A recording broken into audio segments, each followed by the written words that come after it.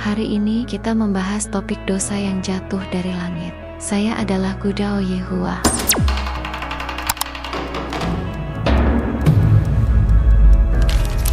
Mungkin kita benar-benar sedang menyaksikan era kesadaran massal. Sebuah kebohongan besar yang telah menipu generasi 80-an dan 90-an akhirnya terbongkar sepenuhnya. Akhir-akhir ini ada kalimat yang viral. Saat bersenang-senang aku tak diajak, tapi saat bumi bermasalah aku disalahkan. Kalimat sederhana itu justru memicu gelombang kesadaran dan perlawanan tentang bagaimana rasa bersalah dan tanggung jawab sering dialihkan kepada rakyat kecil.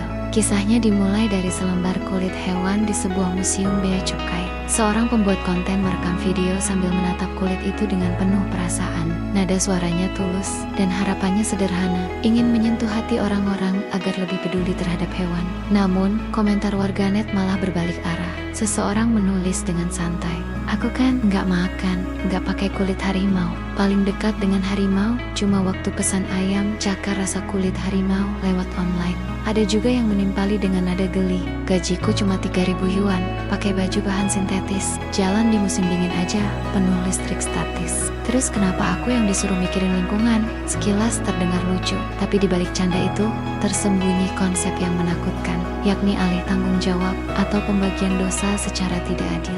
Apa itu pembagian dosa? Bayangkan di kelas ada satu anak nakal yang selalu melempar kertas, tapi guru menyuruh seluruh kelas tinggal dan membersihkan ruangan. Katanya demi menumbuhkan rasa tanggung jawab bersama. Padahal yang salah cuma satu, tapi semua harus menanggung akibatnya. Kedengarannya berlebihan, kenyataannya lebih parah lagi. Ambil contoh iklan beruang kutub, menunjukkan beruang terdampar karena es mencair akibat pemanasan global. Banyak orang tersentuh, merasa bersalah pada bumi, tapi kemudian ada komentar tajam, "Aku nggak punya rumah, nggak mampu beli mobil, nyalain AC aja mikir 1000 kali. Tapi katanya akulah penyebab bumi memanas, laut aja belum pernah kulihat, kok sampahnya disalahin ke aku?" Atau iklan klasik masa kecil, "Tetesan air terakhir di bumi adalah air mata manusia." Kita dulu percaya itu, sampai menampung air cuci muka agar tak terbuang. Namun kenyataannya, satu kali ganti air kolam renang orang kaya lebih banyak daripada air yang kupakai setahun. Lihat saja contoh nyata di Amerika Serikat tahun ke-2023, ketika California dilanda kekeringan. Penduduk biasa dilarang menyiram taman lebih dari 8 menit sehari. Namun, keluarga Kardashian menghabiskan 878 ton air dalam sebulan, setara dengan pemakaian air 20 tahun beberapa keluarga biasa.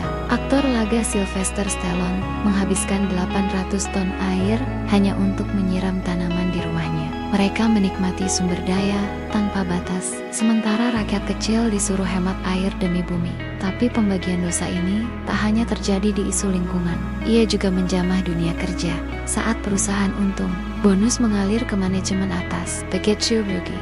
Karyawan bawahan disuruh berbagi beban dan berjuang bersama. Logikanya sama, waktu uang masuk bukan bagianmu, waktu rugi tanggung jawabmu. Persis seperti dalam isu lingkungan, masyarakat kecil yang tak punya kekuasaan dan sumber daya dipaksa menanggung kesalahan sistemik yang dibuat oleh mereka di puncak. Jadi, mengapa fenomena ini semakin sering terjadi? Jawabannya sederhana, karena keseimbangan antara tanggung jawab dan kekuasaan sudah rusak. 3% populasi dunia menguasai 65% sumber daya, sementara 97% sisanya harus menanggung akibat dari kerakusan mereka. Perdagangan gading, eksploitasi hutan, polusi laut, 99% orang bahkan tak pernah terlibat. Tapi tiba-tiba dosa terhadap bumi jatuh ke kepala rakyat biasa. Kini, di era informasi terbuka, rakyat mulai sadar dan tak lagi mudah ditipu.